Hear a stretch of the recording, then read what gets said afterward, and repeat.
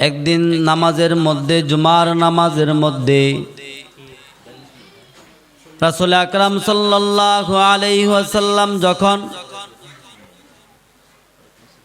মিম্বরের প্রথম সিঁড়িতে পা রাখলেন, তখন রাসূল আকরাম সাল্লাল্লাহু আলাইহি ওয়াসাল্লাম বলেন আমিন। আবার যখন দ্বিতীয় সিঁড়িতে পা রাখলেন, রাসূল আকরাম সাল্লাল্লাহু আলাইহি ওয়াসাল্লাম বলেন আমিন।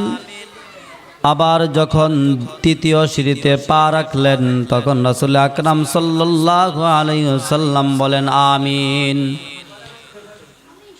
আলোচনার শেষে রাসূল আকরাম সাল্লাল্লাহু আলাইহি ওয়াসাল্লামকে সাহাবায়ে কেরাম ডাক দিয়া বলেন, ইয়া রাসূলুল্লাহ, ইয়া হাবিবাল্লাহ, আপনি তো কোনো সময় এরকম আমিন আমিন শব্দ বলেন নাই, আজকে কেন আমিন আমিন শব্দগুলা বললেন?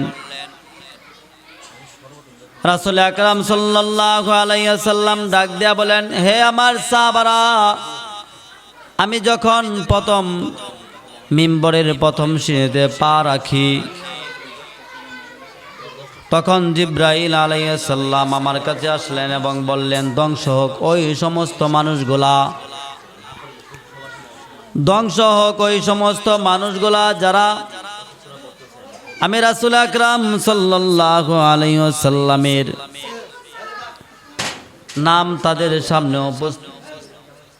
নাম তাদের সামনে এসেছে কিন্তু দুরূদ পড়ে নাই, ধ্বংস হোক ওই সমস্ত মানুষগুলা।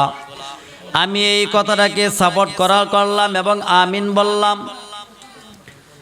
আমি যখন দ্বিতীয় সিঁড়িতে পা রাখি, তখন জিব্রাইল আলাইহিস সালাতু ওয়াস সালাম বললেন, ধ্বংস হোক ওই সমস্ত মানুষগুলা যারা দুনিয়ার জমিনে মা এবং বাবা জীবিত পাইছে আর জান্নাত হাসিল করতে পারে নাই, ধ্বংস হোক ওই সমস্ত মানুষগুলা।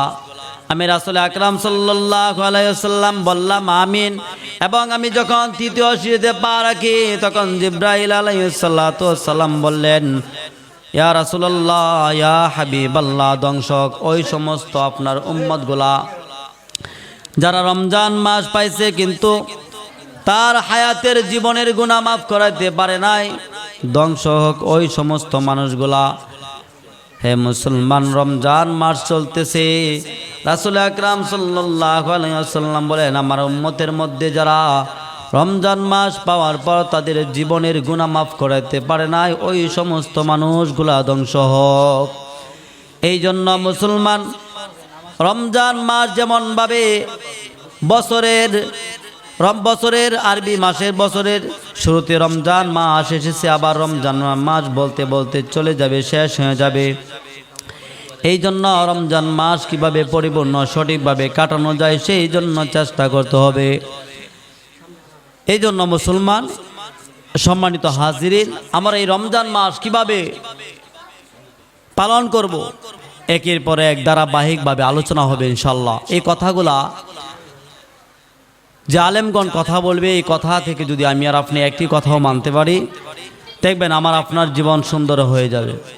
এবং এই রমজানের 30টা দিন, 30টা রোজা, 30টা সেহরি, 30টা ইফতারি, তারাবি আমি আর আপনি যদি সঠিকভাবে পালন করতে পারি, রাসূল আকরাম সাল্লাল্লাহু আলাইহি ওয়াসাল্লাম বলেন, আমার উম্মতের মধ্যে কোন উম্মত যদি রমজান মাস পরিপূর্ণভাবে পালন করে এবং ঈদগাহে যায়, ঈদগাহে থেকে যখন বাড়িতে ফিরে তখন তার জিন্দেগীর সমস্ত গুনাহ মাফ হয়ে যায়।